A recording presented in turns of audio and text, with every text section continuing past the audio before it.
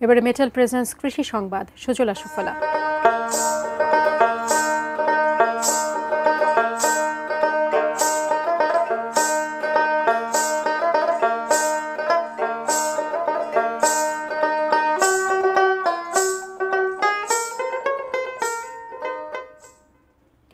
মোংলার দিগরাজে কবুতর পালন করে সফল উদ্যোক্তা হওয়ার স্বপ্ন বুনছেন লিটন মণ্ডল নামে এক কবুতর খামারি।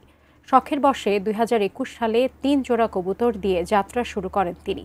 বর্তমানে আমেরিকান, সৌদি আরব, পাকিস্তানি সহ এ খামারে রয়েছে শতাধিক দেশি বিদেশি জাতের কবুতর।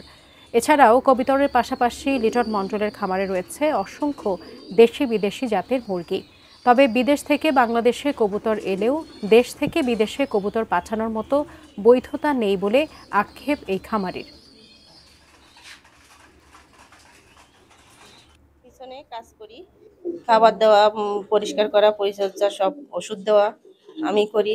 মার সাথে আমি মাঝের মধ্যে এখানে আসি, আমিও ওদের একটু খাবার টাবার দিই। আমি এই কবুতর পালন শুরু করি ২০২১ সাল থেকে।